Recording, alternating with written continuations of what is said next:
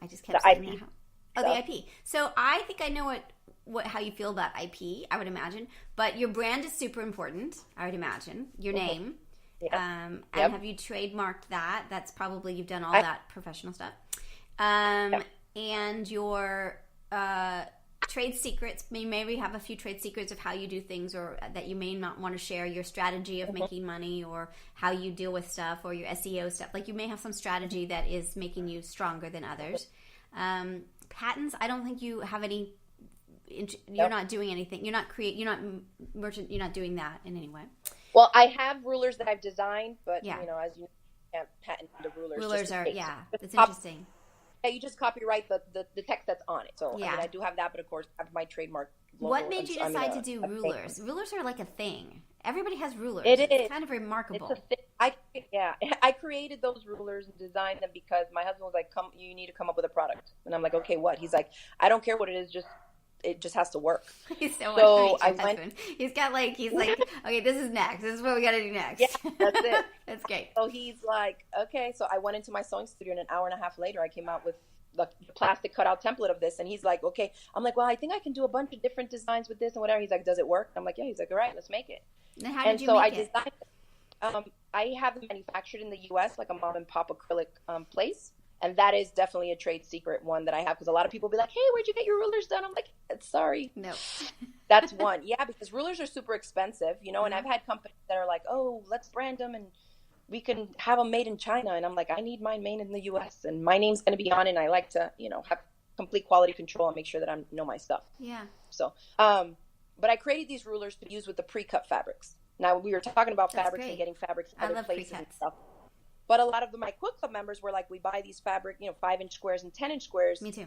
We have a ton of them. But when you go to find a project or a pattern for it requires 3 yards more of a background fabric. Or they have you cut into the pre-cut squares, and then you're wasting it. It's like you're already paying a premium because they're pre-cut. Why not use all of it? Yeah. So, again, my practicality and resourcefulness, that's my limit. You have to make something that will allow people to make a variety of quilt blocks with a 10-inch square. And that's how I created the ruler, like in an hour and a half, literally. Like, it was just like, boom, okay, I have it. Here's the prototype. Really is what I want. I would love to see that. That's really cool. Because so they're called the... Yeah, go ahead. Sorry. They're the 5-inch slicer and the 10-inch slicer. And so I've created them so that you cut a variety of different quilt blocks, so you can make different types of looking quilts, quilts that look different, made up with different blocks. But they're all using just the fabric from the pre-cut squares. That's great. So you don't have to match fabrics. You don't have to find a background fabric. You don't need additional yardage. And the designer and the fabric manufacturer did the work for you, because in those stacks you have everything matches. That's what's so beautiful about it. That's great. I'd love to see that. That's really interesting. Because again, it's really, what you do is really creative. There's a lot of times where these, they're just not. Like, there's, you know what I mean? Like, it's really interesting. And you're really thinking through the market and what the market needs and what people need. Because I've gone, yeah, go ahead. You say there's so many rulers. They are. And there's so many rulers to do one thing. Yeah. I'm not, personally, as a consumer, I'm not going to buy something that's going to do one thing. Yeah. So I wasn't going to design something that's, you know what I mean? So I think about it from that perspective. Like, what would I pay for? What would I buy? Using something I already have. I don't need additional yardage, extra. I don't need nothing else. I use this. And so another thing that we do is that I provide free video tutorials for all the patterns that you make with these rulers. So you don't buy the ruler and then have to buy the patterns for each project you want to make. You buy the rulers and I give you a free video library of archive projects. That's really great. You can't beat it, and it's made in the U.S. And I try to always, give people the best bang for their buck and something that offers a lot of value. That's really great. You're so cool. Okay, so with our project, what we're trying to do is we've gotten approval for sponsorship, which I was kind of shocked at because it's a university project, which is awesome. But I'm not really sure how we should go about doing that. It's, a couple of things happen. First, people are sending us samples of stuff, so that's great. So that we can for me, it's great because I want to see sort of how they're protecting it, what they're saying on their patterns. I want to sort of see where, especially the pattern makers, because they put. Girl, get ready. When you the copyright thing. I know. That's what I'm interested in. You can't use this for nothing else. It's only for personal. You can't gift it. I know. It's so crazy. It's craziness. It's funny. It's adorable. And we have these conversations. I suspect that you don't super care. I mean, you're making money off your patterns, but that is not the focus of your business. Listen, in the day of the internet, in the quick click forward, send, attach to Dropbox, cloud share, really?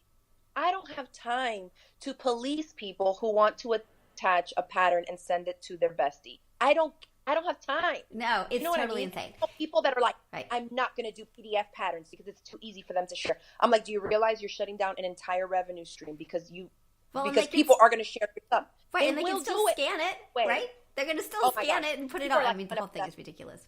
I'm going to put a password on. Stop it.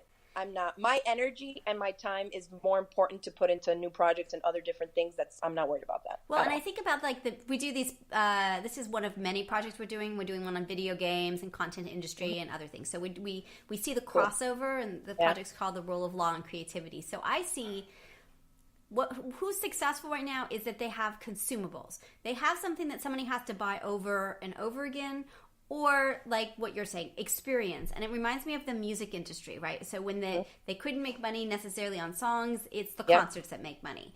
And I see that is sort of what's happening in this industry as well. And yet there's still pattern makers out there they really want the $10 that they're getting for the pattern, and their whole existence is sort of based on that, which, I understand. I get it. I'm not sort of, but it then becomes a kind of thing of, well, we're going to buy the pattern because we feel bad for you. Like there's a kind of like, please buy. They owe you something. Yeah. You know what I'm saying? Sometimes it's like, yes, I respect you. I want to support you. But that's a little bit different than a full operating business, I say. I don't mean to say that in a rude way, and I hope people don't take it wrong. But it's just a kind of very old school mentality of sort of what's going to make money. And so in quilting, and I'm in some different, quilting professional groups and stuff, and I find that those designers that have been in the industry the longest and have started off with that because that was the traditional path. Yeah. You came up with patterns, you sold them to quilt shops, you taught at quilt shops your patterns and trade secrets and techniques or whatever. Then you wrote a book. Yeah. And then quilt shops and guilds want to book you so you can teach. Right. That's how they made their money, was on these patterns. Right. So we get a lot of flack for giving free tutorials. Yeah. Here you are giving these free quilt-alongs, free quilt patterns when we're trying to make a living off of it. But at the same time, I'm building a loyal following. And so Gary Vaynerchuk, the guy that I was telling you about, is huge on this. He has a book called, I think it's Jab, Jab, Jab, Right Hook. Uh-huh. And so the idea is you jab, jab, jab. It's the free content, the free, the give, the free. And he's so big on like giving away all your content for free. Uh-huh. So that when you do hit him with the jab and it's like, hey, I have a new sneaker. Hey, I just came out with this new ruler. Hey, my first book just dropped. They are more than happy to come out and support you and drop the money there. You know what I mean? Yeah. And so I think that they think that I'm doing myself a disservice to giving free content. Yeah. But the people that consume my free content, for the most part, you have a lot of freeloaders on YouTube who just want more free. That's fine. That's not my target audience. Those are not the people paying for my membership clubs and stuff like that. Yeah. But the ones that are, they want more from me, and they know that at free, this is, and I give a ton. I mean, people are like, I cannot believe, like when they first find me, I cannot believe all this was free, because they paid more money for an in-person class. Right. They paid more money for an online class and haven't learned much, you know, according to. And so for us, it is about that, giving value, whether it's free or for money. Yeah. But have you done anything with Crafty? I did back in 2012. I have one Crafty class on there. Yeah. And how was that experience? You haven't done it again, so. No, that was that. You have contracts that you need to go over with these companies and make sure that it's in line with what you want to do for your business. And I knew that for me, what I wanted to do going forward, I didn't want to put all my eggs in one basket. You know what I mean? Yeah. Or, that's what I do is video content. I've been doing video instructional videos since before Crafty existed. So, yeah. So you just kind of learn as you go. Who do you see as your competition? Is there competition, or is it no? And I'm somebody who, like, in all my professional groups, or I speak and I do webinars for different, like, Craft Industry Alliance and stuff. I have zero problem giving people all the details and telling them everything that I do, because you're not me and I'm not you. You know what I mean? Like, that's not totally true. Yeah, I agree. I totally feel that way too. Yeah. And I feel like with the internet, people are like, oh, but there's too much. And it's like, you can be subscribed to 1,000 YouTube channels. Just because they subscribe to me doesn't mean they're not going to subscribe to you too. So it's more likely, right? The super fans, right? Who are So I don't. That to me is not a big deal. Yeah. I don't. Really. I just do my own. I do me. I do my own thing, and whatever. I love it. Okay, so advice to us. So what's our goal? This is our goal. So this is my goal. First, we need a little bit of money for field trips because my quilting army are often retired or are moms or there are different people. I don't want. So I have a significant. I'm a law school professor, so I see kids like you when you're in school, and I don't want you being disadvantaged because you don't have the $35,000 dress fund.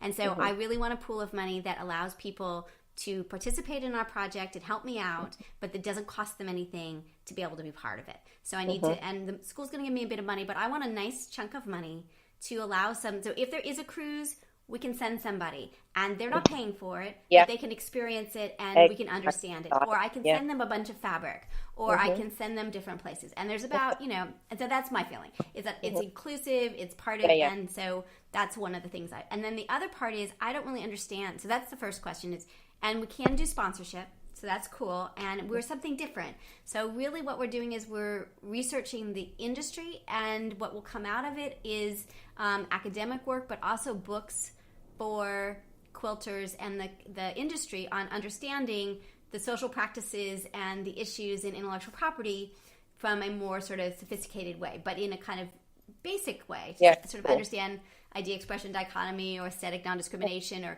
all those things, but in quilting language, like what you're saying of like, where's the pain, where's the money, like don't get so hung up on certain things, right?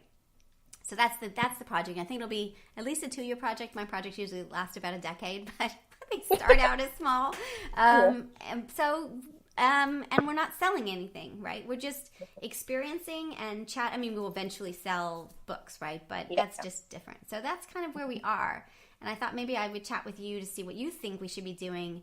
And it's a tax deductible donation and it can be general or it can be to the podcast. We've already done 50 interviews on the podcast. Wow.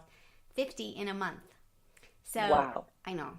I'm kind of like you, right? I'm a little like, once I get into something, all in. I know, I'm all in, and my family's like, oh my God, really? This is your new project? So I think we're going to continue to do this. And so I do see that there's revenue to be made there, and then it can then support the project and support other people and support anything we want to do. But I'm not sure exactly how to go about doing that part. So did you get a hold of any of the people at Quilt Market this time? We have about 200 connections that we made there. Okay, not like the people attending, but like the people that put on. A few of the heads, and we're going to go to Paducah too. So now we'll have my feeling was like, well, we'll have the podcast will start probably the 15th of January. So we'll start to roll out, and then we'll have a little bit more of a track record by the time we get to April in Paducah. That was my thought, but I'm not sure. Yeah, so I'm thinking those organizations, I mean, AQS almost went bankrupt, so maybe not them. The people that put on the Paducah shows, American Quilter Society. But the Quilt Inc. people, I'm trying to think of like, I think maybe, and it's fine if you to get, say, sponsorships from private companies. Yeah, absolutely. They have to get cleared by Tulane, but I just have to, but yeah, anybody. It can be any company in any way, which is kind of remarkable, I think. Yeah. I mean, I have contacts to all the different, to all the companies that I have sponsorships with. And well, we should chat because I don't really know how to go about doing that, and I don't know really what I'm asking, and we don't have one of the other strategies, I mean, I'm really excited to chat with you, but one of the other strategies is we've got a really good response in terms of who's coming on and who's chatting, and it's, your average person to someone like you and others. So we're trying to, I think that's, Cheryl Sloboda came on a couple times, right? Cheryl's great. There's just a lot of people that are willing to come on. I think it will come on. So I think that having their fan base will help to get us sort of known. And it's kind of like this interview. They're all pretty chill. So it's just everybody kind of talking about their life. And the idea is it's just something to listen to while you're quilting or, in the background. It's not an ad, because so much of the podcasts are just an ad. And I want them to feel like they're just hanging out with their friends, and learning stuff. So I'm trying to think of some of the companies that maybe, they're all going to be like, is this advertising? Like, what can they plug in? Yeah. Because when I was looking for sponsorships from these companies, now they're more like, oh, okay, maybe. But they have to, their ROI or what they think that is going to come out of it. But I think being a part of something like this, because there's nothing like you were talking about, books with the content, the information for the industry and stuff like that. I think maybe some fabric companies would be interested in You know? Yeah, I'm hoping. I mean, I'm hoping that the fact that they're supporting research that's going into helping understand the industry